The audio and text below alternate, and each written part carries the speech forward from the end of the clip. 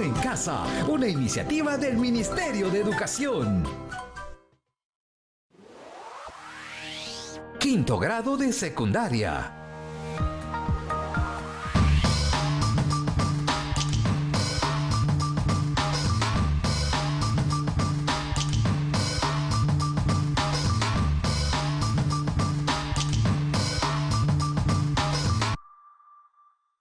Hola chicas y chicos, soy Alejandra y hoy vamos a dar muchos chapuzones porque aprenderemos a nadar. Es importante mantener nuestro cuerpo en forma. Por ello vamos a aprender unos ejercicios básicos. Primero vamos a hacer polichinelas, es decir, manos arriba abajo mientras abrimos y cerramos las piernas. Eso es. Muy bien, ahora hacemos el ejercicio denominado soldado. Así, marchando sobre nuestro propio eje. Muy bien. Eso es, continúa. Excelente. El siguiente ejercicio es flexionar las rodillas. Muy bien. Flexionamos. Eso es. Muy bien. Finalmente, hacemos rotación de hombros. Y. Muy bien. Eso es, ahora hacia adelante. Excelente. Ahora ya estamos listos para nadar. Imaginamos que estamos en el agua. Y a nadar. Vamos a sortear las olas. Nadamos y nadamos. Eso es. Muy bien. No se olviden de también mover los pies. Eso, nadamos con elegancia. El agua está cálida. ¡Uf! ¡Qué delicia! Muy bien. Giramos. Ahora pasamos y viene una ola. Con fuerza. Movemos los brazos. Eso es, qué grandes olas. Vamos al otro lado. Ve un barco. No nos alejemos de la orilla. Muy bien, vamos con el siguiente. Abriendo paso a las olas. Así. Genial, vamos flotando, moviendo y moviendo. Muy bien, vamos con el siguiente. Y eso es. Muy bien. Ahora, girando, vamos nadando. Eso es. Balanceándonos con fuerza. Muy bien, a los costados. ¡Qué excelente es nadar! Manos al pecho, como atletas de pez. Así. Bien. Todos lo hicieron excelente. Lo hicieron tan bien que nadar ha sido muy agotador. Vamos a respirar para finalizar la actividad. Eso es. Soltamos hombros. Brazos. Eso es. Respiramos una más.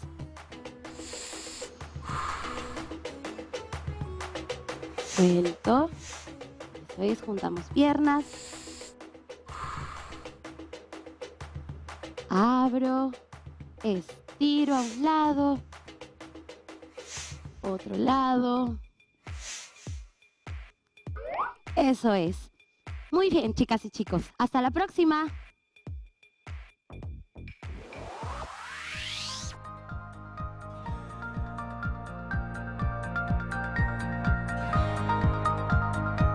Creo que no es un buen momento para hacer esto. Normalmente sería muy divertido ver a mi compañera saltar del susto. Nos reiríamos mucho. Pero la verdad es que en los últimos días hemos pasado algunas experiencias difíciles. Yo que mejor no lo hago. Ay, perdón. De verdad que esta vez no quería asustarte.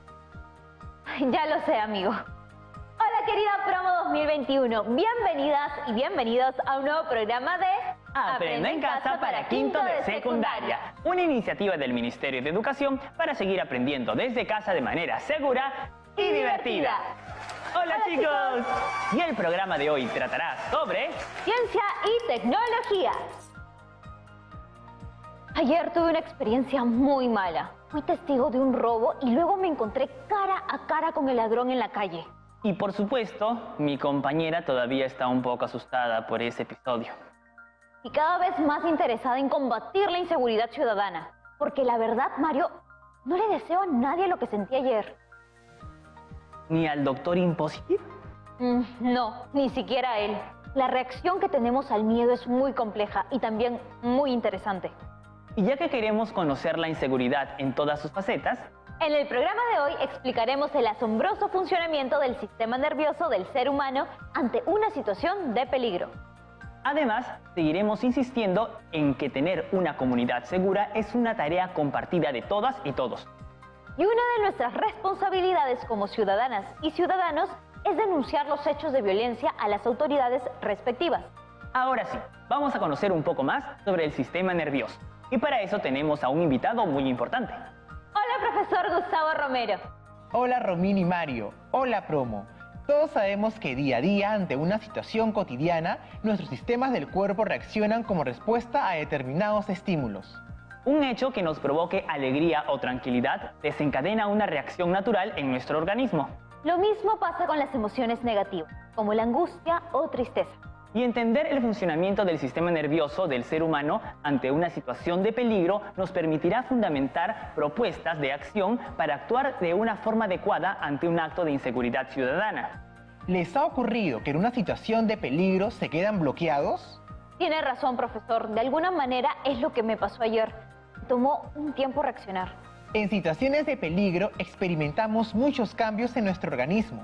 Por ejemplo, se dilatan las pupilas, comenzamos a sudar frío, se seca la boca y se aceleran el corazón y la respiración. Lo que es sorprendente es la velocidad con la que estos cambios ocurren. Cuando volvemos a sentirnos a salvo, experimentamos la desaceleración de la velocidad con la que estaba latiendo nuestro corazón y la regularización de todas las demás funciones que vuelven a su estado normal. ¿Y si nos mantuviéramos en un estado acelerado y no disminuyera la frecuencia de los latidos del corazón? Probablemente sufriríamos un paro cardíaco. Estos dos procesos, el estado de alerta y posteriormente el estado relajado, suceden sin que podamos regularlos de manera consciente o voluntaria. Es decir, no podemos ordenarle al corazón aumentar su actividad y hacer que palpite un mayor número de veces o con mayor fuerza solo porque así lo queramos. En otras palabras, funciona autónomamente, ¿no? Exacto. El sistema nervioso autónomo se encarga de la regulación de estas funciones y es parte de nuestro sistema nervioso. Interesante, profesor. Ahora me gustaría saber si las chicas y los chicos de la promo les ha pasado y cómo se manifiesta en ellos el miedo. ¿Les preguntamos? Claro que sí, Romina. Hola amigos de la promo. ¿Nos podrían mencionar algunos ejemplos de la vida diaria que pueden ocasionar una reacción en su cuerpo? Por ejemplo, recibir excelentes calificaciones de fin de año causa mucha alegría. Otro ejemplo de tranquilidad y felicidad sería recibir la noticia de que ya nos estamos acercando a fin de la pandemia por la COVID-19 y que pronto se reanudan las actividades presenciales en las escuelas, los institutos y las universidades de nuestro país. Ahora cuéntenos sobre su respuesta autónoma al miedo o la preocupación. ¿Cómo ha reaccionado tu cuerpo frente a una situación de miedo o inseguridad? Una vez pasé un mal momento regresando con unos amigos de jugar un partido de fútbol. Ni siquiera era de noche, intentaron asaltarnos y lastimarnos. Nunca olvidaré que me quedé frío y estático y tomé aire profundamente, pues tenía una sensación de agitación. Y por último, ¿qué sistemas del cuerpo crees que intervienen en una situación de miedo o inseguridad?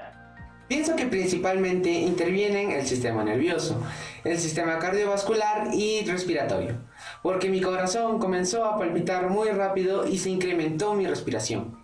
También creo que interviene el sistema endocrino, entre otros. En el Perú, la encuesta realizada por Pulso Perú en el año 2017 señala que el 84% de los encuestados indica que se ha sentido inseguro en las calles y el 44% sostiene que en los últimos 3 meses han sido víctimas de la delincuencia. Todas son situaciones que ponen en riesgo nuestro equilibrio y salud en general. Las reacciones ante estos hechos son reguladas por varios sistemas, entre ellos el sistema nervioso. El sistema nervioso cumple con múltiples funciones, entre ellas recibir y procesar toda la información que proviene tanto del interior del cuerpo como del entorno, para regular el funcionamiento de los demás órganos y sistemas. El sistema nervioso está formado principalmente por 2 tipos de células, las neuronas y las células de neuroglia. Hay cerca de 85.000 millones de neuronas en el sistema nervioso humano. Estas contribuyen a la comunicación interna mediante la transmisión de impulsos nerviosos. Las neuronas tienen un cuerpo neuronal con citoplasma y núcleo, pero también cuentan con unos alargamientos estrechos, llamados fibras nerviosas. a lo largo de los cuales se transmiten los impulsos nerviosos. Las dendritas son fibras nerviosas cortas y ramificadas que se utilizan para transmitir impulsos entre las neuronas de una parte del cerebro a la médula espinal. Los axones son fibras nerviosas muy alargadas que transmiten impulsos desde las puntas de los dedos de la mano o del pie hasta la médula espinal. Las neuroglias son un conjunto de células que contribuyen al soporte y nutrición de las neuronas. Existen los siguientes tipos. Microglia. Se encarga de vigilar que el cerebro conserve su integridad al reaccionar de manera inmediata y ante cualquier daño que se produzca. En caso de infección, la microglía combate los organismos nocivos, fagocitándolos, es decir, destruyéndolos o digiriéndolos y removiendo también las células muertas. Oligodendroglia. El papel fundamental de este tipo de células es facilitar la comunicación eléctrica entre las neuronas. Estas células producen mielina, la lipoproteína que envuelve a los axones de las neuronas y hace más eficiente la comunicación neuronal al acelerar la conducción eléctrica de los impulsos nerviosos. Glía NG2. Estas constituyen del 5 al 8% del total de células del sistema nervioso central y es probablemente el tipo de células del que menos información se dispone. Hay estudios que reportan que estas células participan en la formación de neuronas, astrocitos, oligodendrocitos y otro tipo celular del cerebelo. Y finalmente, astroglía. Estudios recientes indican que los astrocitos tienen actividad neurogénica e incluso participan en la formación de la sinapsis y modulan la actividad sináptica gracias a una comunicación bidireccional con las neuronas. Pero ¿mediante qué proceso interaccionan las células nerviosas? ¿Cómo es que hacen posible esta función de coordinación y de comunicación ante situaciones de inseguridad? Pues a través de un mecanismo de comunicación nerviosa. El sistema nervioso está encargado de recibir señales, transformarlas en impulsos y transmitirlas a través del cuerpo de los organismos. Como acabamos de explicar, está formado por células nerviosas denominadas neuronas y células de neuroglia. Esto suena cada vez más neurorecontrainteresante. Vamos a una pausa y regresamos con mucha más información. ¡Ya regresamos! La educación a distancia nos permite seguir aprendiendo, pero también tiene riesgos que debemos conocer. Y junto a la brigada Sí Se Ve podremos enfrentarlos. Anímate a reportar y ayúdanos a frenar el acoso sexual. Si eres víctima o testigo de violencia escolar, reporta de forma confidencial en nuestros canales de atención y sé parte de la brigada Sí Se Ve.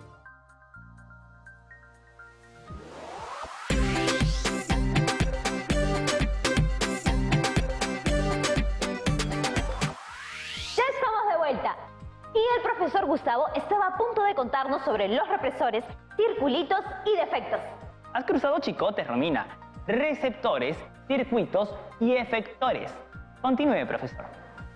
Muy bien, los receptores son células o estructuras sensoriales capaces de percibir modificaciones, tanto del medio interno como del externo, y generar impulsos o mensajes nerviosos. Los circuitos neuronales están localizados en los centros nerviosos donde se reciben los mensajes sensoriales, se interpretan, se integran y se elaboran las respuestas nerviosas apropiadas. Y los efectores son estructuras como los músculos y las glándulas encargadas de ejecutar las órdenes nerviosas elaboradas como respuesta a un estímulo externo o interno. Lo que estamos viendo es un diagrama de cómo funciona un reflejo, ¿no es cierto? Exacto. Las neuronas sensitivas o aferentes permiten el paso de los mensajes generados en los receptores sensoriales y órganos de los sentidos hasta los centros nerviosos. Las interneuronas forman circuitos que conectan las neuronas aferentes con las neuronas eferentes. Estas se localizan en los centros nerviosos y finalmente las neuronas motoras o emergentes son las que llevan los mensajes desde los centros nerviosos hasta los órganos efectores, los músculos o las glándulas. Parece un monstruo espacial. Es el diagrama de una neurona. Los axones de las neuronas motoras suelen estar rodeados por las células de Schwann. Estas células están formadas casi exclusivamente por membrana plasmática rica en una materia lipídica llamada mielina.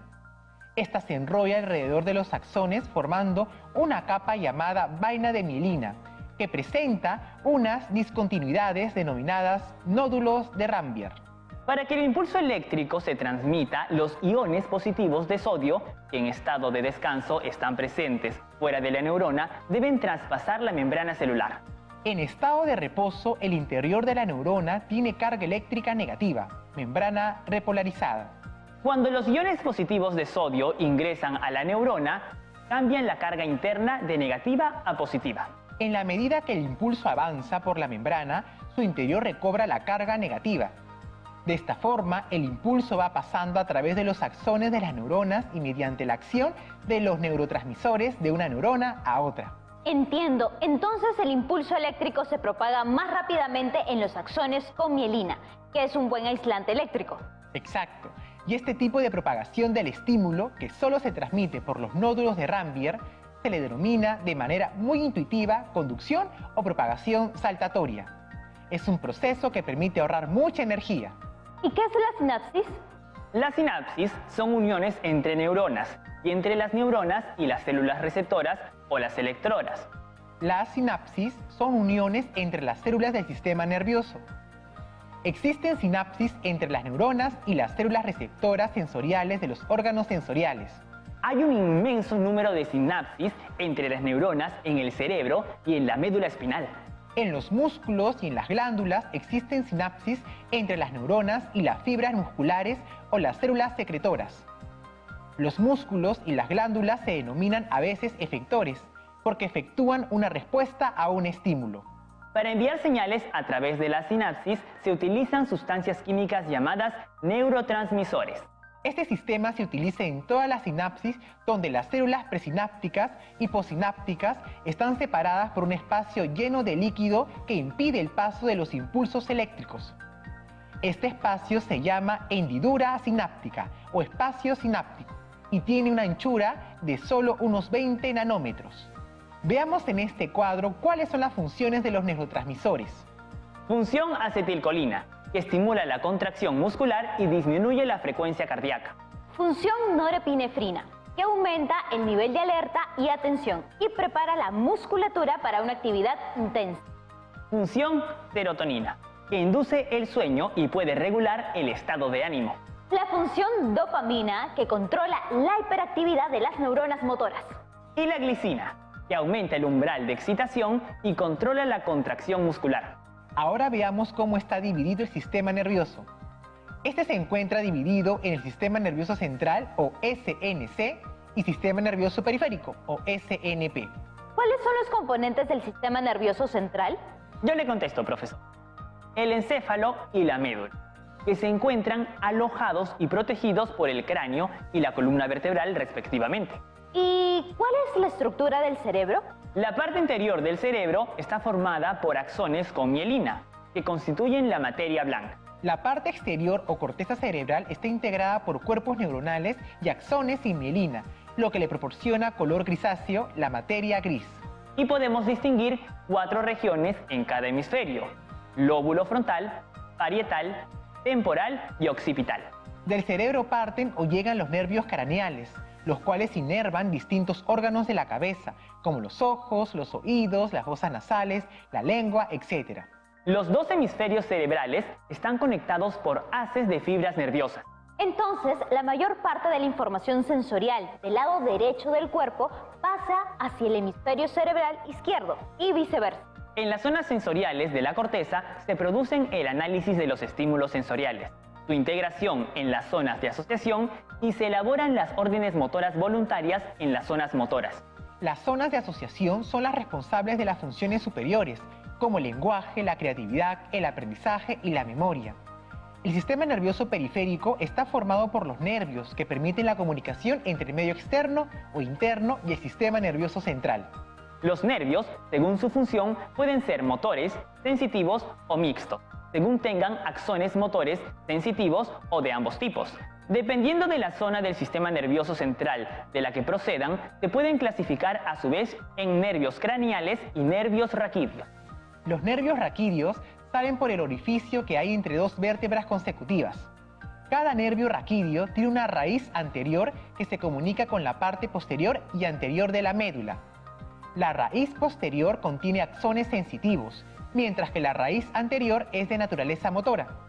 Según sea el recorrido de sus fibras y la función que realiza, el sistema nervioso periférico se divide en Sistema nervioso somático, el responsable de las acciones voluntarias como el movimiento corporal o la vida de relación.